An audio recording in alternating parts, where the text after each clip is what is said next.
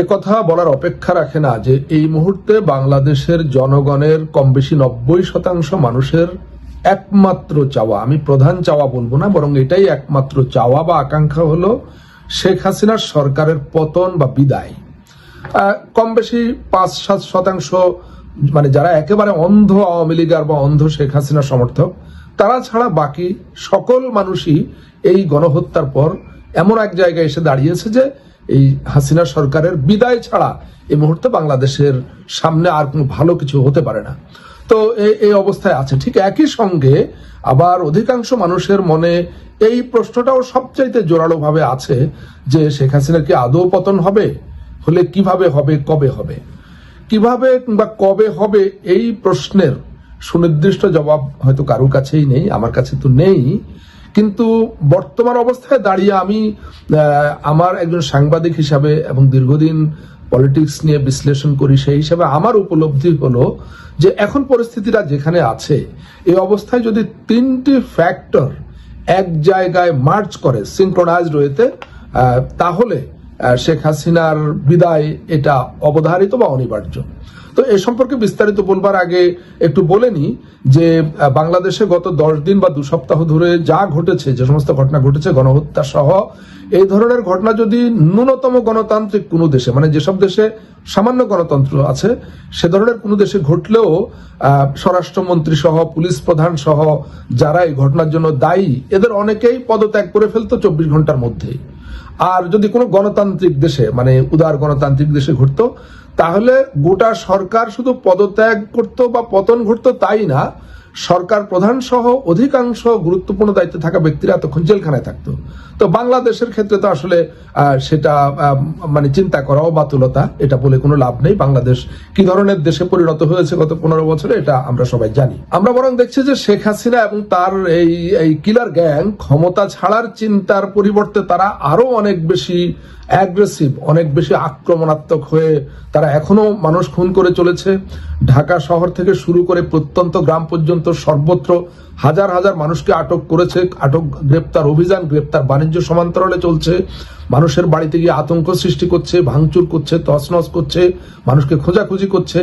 এই ঘটনাগুলো ঘটছে। পাশাপাশি আবার ছাত্রলীগকে বিভিন্ন বিশ্ববিদ্যালয়ে দ্রুত পুনর্বহাল করার, যারা বিতাড়িত হয়েছিল, সেই আয়োজনও চলছে। তো এই সব কারণে মানে এগুলো দেখে অনেকের মধ্যে এরকম একটা চিন্তাও আসে যে না, শেখ হাসিনার পতনের কোনো লক্ষণ তো দেখা যাচ্ছে না, এবং কিভাবে পতন হবে, সে তো যথেষ্ট শক্তিশালী অবস্থায় আছে। ব্যক্তিগতভাবে আমি নিজে কখনো শেখ হাসিনার বিদায় বা পতনকে এত সহজ হিসাবে দেখিনি বলেই আমি কখনো এই সস্তা কথা, এ ধরনের যে শেখ হাসিনা পড়ে গেল, চলে গেল, পালিয়ে গেল, এ ধরনের কথা বলিনি, এবং এ ধরনের কথা যারা বলে এগুলোকে আমি কোনোদিন সমর্থনও করিনি, মানে বেশ জেনে বুঝাই সেটা করিনি। এটা তো আমরা সবাই জানি যে শেখ হাসিনার এই যে ভুয়া নির্বাচনের নামে অন্যায় জবরদখল পূর্বক এই রাষ্ট্র ক্ষমতায় চেপে বসে থাকা, এটার পেছনে একটা অন্যতম শক্তি হলো এই নরেন্দ্র মোদীর ভারত, কিংবা তার আগেও যারা ছিল। তো আসার কথা হলো যে আপনারা সোশ্যাল মিডিয়ায় দেখে থাকবেন, সেই ভারতে হাসিনার বিরুদ্ধে আন্দোলন শুরু হয়েছে বা চলছে। এমনকি এটা বাংলাদেশের চাইতে এগিয়ে থাকা আন্দোলন। কিভাবে? বাংলাদেশে এখনো পর্যন্ত শিক্ষার্থীরা বা অরাজনৈতিক কোনো মহল শেখ হাসিনার পতন বা পদত্যাগের দাবি তোলেনি। একমাত্র যারা রাজনৈতিক দল বিরোধী তারাই শেখ হাসিনার পতন বা পদত্যাগের কথা বলছে, সিভিল সোসাইটির কোনো অংশ বলছে। কিন্তু ভারতে শিক্ষার্থীরা শেখ হাসিনার পদত্যাগ বা পতনের দাবি তুলেছে। কলকাতার বিখ্যাত যাদবপুর বিশ্ববিদ্যালয়, সেখানে ছাত্রদের ব্যানারে লেখা ছিল, খুনির সাথে আপোষ না, গদি ছাড়ো হাসিনা। এই যে কথাটা, এটা কিন্তু বাংলাদেশের ছাত্ররা এখনো পর্যন্ত বলেনি। মানে নিশ্চয়ই বলার, তারা সরাসরি না বললেও পরোক্ষভাবে এখন তাদের আন্দোলনের লক্ষ্য সেইটাই। কারণ এত মানুষ খুন হবার পর, এভাবে গণহত্যা চলবার পর, এইটা তো আমরা সবাই জানি, এবং এটা এরই মধ্যে পাস্ট হয়ে গেছে, এটা অতীত হয়ে গেছে যে আর কোটা সংস্কার আন্দোলনের মধ্যে এটা থাকবে কি থাকবে না। বাংলাদেশের শিক্ষার্থীরা বা সাধারণ মানুষ কেন এখনো মুখ খুলে শেখ হাসিনার পতন বা পদত্যাগের দাবি করছে না, সেটা আমরা খুব ভালো করেই জানি। কারণ শেখ হাসিনা এবং তার প্রপাগান্ডিস্ট গ্যাং, তারা গত 15 বছরে একটা জিনিস খুব ভালোভাবে স্টাবলিশ করতে পেরেছে যে তার পতন বা পদত্যাগের দাবি যারাই জানাবে তারা বিএনপি কিংবা জামাতের লোক। আর বিএনপি জামাতের পক্ষের লোক মানে হচ্ছে সে মুক্তিযুদ্ধের বিপক্ষ শক্তি। তো এটা যদিও গত 2 সপ্তাহের এই অভূতপূর্ব ছাত্র আন্দোলন এবং সরকারের এই গণহত্যার মধ্য দিয়ে তাদের এই ন্যারেটিভ এটা একদম ধুলোয় মিশে গেছে আমি বলবো। এখন বলি সেই 3টা ফ্যাক্টরের কথা যেগুলো সমান্তরালে ঘটলে বা এক মোহনায় এসে মিশলে শেখ হাসিনার বিদায় অবধারিত, সেগুলো সম্পর্কে বলি। এর মধ্যে একটা বলতে গেলেই অবশ্য কেউ বলে উঠবেন চর্বিত চর্বণ, কিন্তু আমি এই চর্বিত চর্বণ করবই, কারণ এটা হলো প্রধান শর্ত, এটা হতে হবে, আদারওয়াইজ বাকিগুলা কিন্তু হবে না। সুতরাং প্রথমেই আমি জাতীয় ঐক্যের কথা বলবো, যেটা আমি গত কয়েকদিন ধরে বলে এসেছি, এর আগেও বলেছি, হয়তো সেভাবে আপনারা অনেকে নোটিস করেননি। আমি গত 4-5 দিন ধরে রিপিটেডলি কথা বলছি, এখন আবার বলছি, জাতীয় ঐক্য, রাজনৈতিক দলের ঐক্য না, আবার ভুল বুঝবেন না। এখানে দল মত নির্বিশেষে সকল রাজনৈতিক, অরাজনৈতিক শক্তি, সামাজিক শক্তি, সাংস্কৃতিক শক্তি, প্রভাবশালী ব্যক্তি, বিশিষ্ট ব্যক্তি, নাগরিক সমাজ, প্রত্যেককে এক জায়গায় নিয়ে আসতে হবে। অবশ্যই আমার আগের মন্তব্য অনুযায়ী এই কাজে নেতৃত্ব দিতে হবে দেশের প্রধান রাজনৈতিক দল বিএনপি। কেউ কেউ আবার কমেন্টে এসে বলেন যে বিএনপি আওয়ামী লীগ দুটাই তো বড় রাজনৈতিক দল। আমি স্পষ্ট ভাষায় বলি, Awami League is no more a political party. এটা এখন একটা কিলিং গ্যাং এ পরিণত হয়েছে। এর ছাত্রলীগ, যুবলীগ থেকে শুরু করে সবকিছু মিলিয়ে এটা একটা কিলিং গ্যাং, এটার কোনো রাজনৈতিক দল নাই। সুতরাং আমরা পছন্দ করি না করি বিএনপি নেতৃত্ব নিয়ে আমাদের যার মনে যত প্রশ্নই থাকুক, যত আপত্তিই থাকুক, বিএনপি এই মুহূর্তে বাংলাদেশের প্রধান রাজনৈতিক দল, সবচেয়ে বড় রাজনৈতিক দল, এবং সেটার নেতা বিএনপির acting chairman Tarique Rahman, because Khaleda Zia এখন আর অ্যাক্টিভ নেই, আমরা সবাই জানি। সুতরাং এই জাতীয় ঐক্যের উদ্যোগ বিএনপি নিয়েছে, যদিও এখনো পর্যন্ত এটা খুব স্লো মোশনে আগাচ্ছে। আমি বলি এটাকে তড়িৎ গতিতে, বিদ্যুৎ গতিতে এগিয়ে নিতে হবে এবং কার্যকর উদ্যোগ নিতে হবে। জানি বিএনপি নেতারা, তাদেরকে দলে দলে অ্যারেস্ট করা হচ্ছে, তারা গ্রেপ্তারের হুমকির মধ্যে আছে, যে কোনো সময় যে কেউ অ্যারেস্ট হয়ে যেতে পারেন। মির্জা ফখরুলকে যে কোনো মুহূর্তে অ্যারেস্ট করা হতে পারে। সাংবাদিক হিসাবে এগুলো আমি বুঝি না তা না, তা সত্ত্বেও এই জাতীয় ঐক্যের উদ্যোগ বিএনপিকে সফল করতে হবে, দ্রুত গতিতে কাজ করতে হবে এবং কার্যকর উপায়ে বিভিন্ন কর্নারকে রিচ করতে হবে এই জাতীয় ঐক্য গঠনের জন্য। এটা হলো 1 নম্বর শর্ত। দ্বিতীয় বিষয়টা হচ্ছে, যেটা আওয়ামী লীগ যদি এখন বিরোধী দলে থাকতো, তারা এটা আজ থেকে 10 দিন আগে করে ফেলতো। যেদিন হত্যা শুরু হয়েছে সেদিনই তারা করে ফেলতো।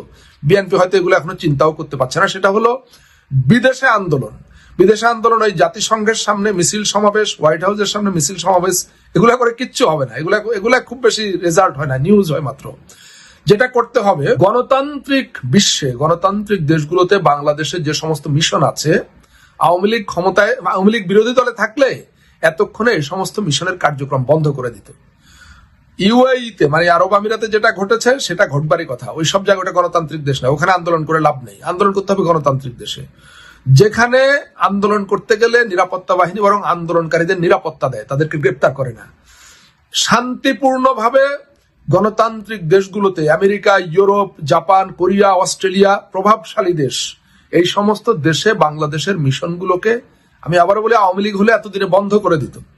কিন্তু এটা বিএনপির এই সক্ষমতা আছে, দেশে দেশে তাদের কমিটি আছে, হাজার হাজার সমর্থক আছে। এইটাও শুধু প্রেস রিলিজ দিয়ে ঘোষণা দিলে হবে না। বিএনপি নেতৃত্ব চাইলে এটা খুবই সহজ কাজ, এটা সিরিয়াসলি চাইতে হবে। সঠিক প্রক্রিয়ার মধ্য দিয়ে যদি তারা এটা করে, সবচাইতে বড় ধাক্কাটা, 2টো ধাক্কার একটা এখান থেকে আসবে। আর শেষটা হলো প্রাণভ্রমরা।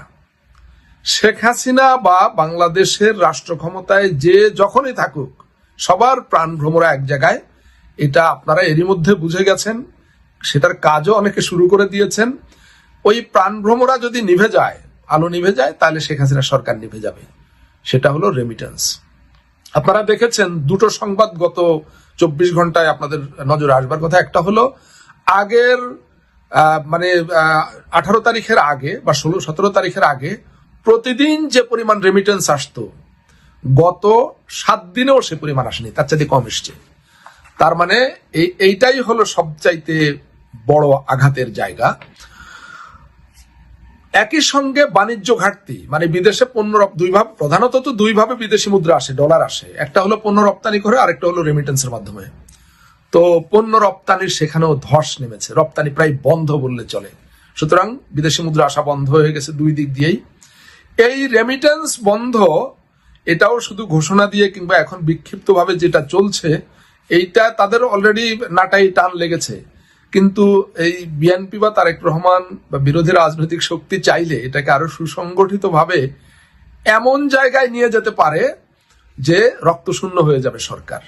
জানি না এটা নিয়ে বিএনপি নেতৃত্ব কি চিন্তা করছে বা কিভাবে ভাবছে, কিন্তু আমি একটা জিনিস বুঝি যে এটা আপনারাও বুঝেন, এটা শুধু আমি বুঝবো কেন, আমি নিশ্চিত, আমি বিশ্বাস করি এই তিনটি ফ্যাক্টরের বেশি কিছু আর দরকার নাই।